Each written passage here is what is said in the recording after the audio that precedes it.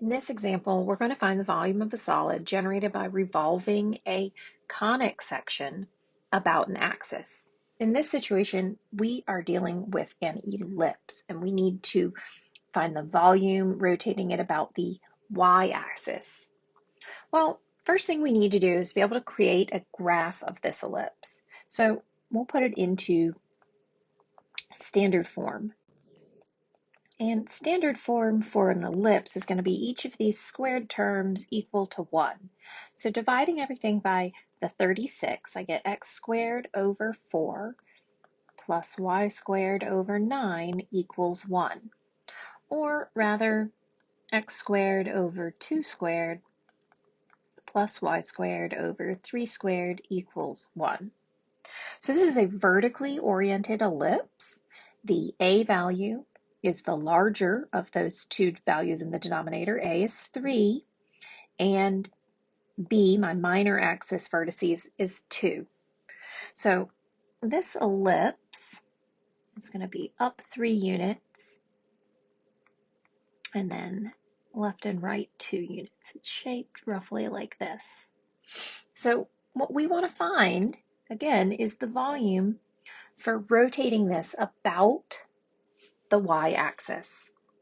So that means we need to take or determine, in a sense, this radius here so that we can rotate it about the y-axis. All right, so what method should we use? In this situation, I think we should use the disk method to find the volume. And the formula for disk method is that the volume is going to be the integral from some y value c to d pi. We have that radius as a function in terms of y squared dy. So knowing your method lets you know how you want that equation to be formatted. So in order to use the disk method about the y-axis, we need x equals a function of y. So looking at our original equation, we're going to rearrange this. So that's the same as 9x squared equals 36 minus 4y squared. Or dividing by x, x squared equals 4 minus 4/9 y squared. And square rooting both sides, we'll have x equals plus or minus the square root of 4 minus 4/9 y squared. Now, since we're only dealing with the right half of the ellipse, we can disregard the negative in here. And we'll just say that my x in terms of y function, this r of y that we're going to use here, my radius, is going to be that x equals the positive square root of 4 minus 4/9 y squared. And you can simplify that, but in this situation, it's just extra work for us. We don't need to simplify it. All right, so now that we have our function that we know we're going to plug in, we know what formula we're going to use, we just need to determine our bounds. So where are my y values bounded between? Well, they're bounded between -3 and +3. But the nice thing is we know this is symmetric. This is symmetric with respect to the x-axis here. So I can really just say 0 to +3 and then double it. So that's what I'm going to do. I'm going to set this up and integrate to find the volume. So I'll say that v is the integral. I'm going to double it, 2 of the integral from 0 to 3 times pi times my function, the square root of 4 minus 4/9 y squared, quantity squared, dy. And at this point, the integration is really simple for us.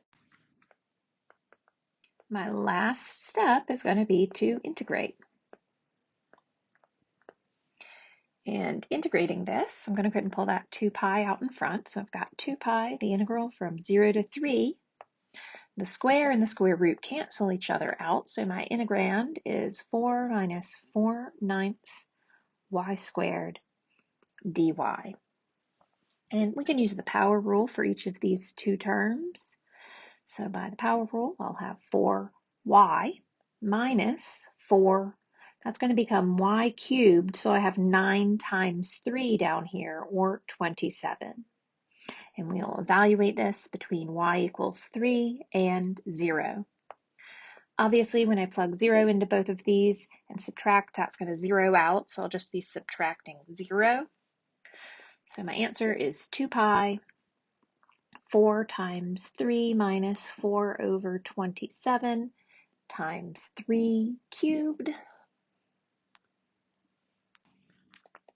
which is 2 pi. I have 12 minus 3 cubed is 27, so those cancel. 12 minus 4, which gives me 8, or 16 pi.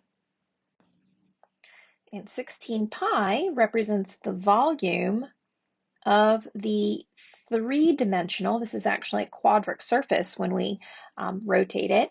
The solid is called an ellipsoid, right? So this is kind of a circular ellipse now, like a sphere, but not circular shaped, elliptical shaped. All right, and when you get to Calc 3, one of the first sections that we start off is talking about all these different functions for quadric surfaces.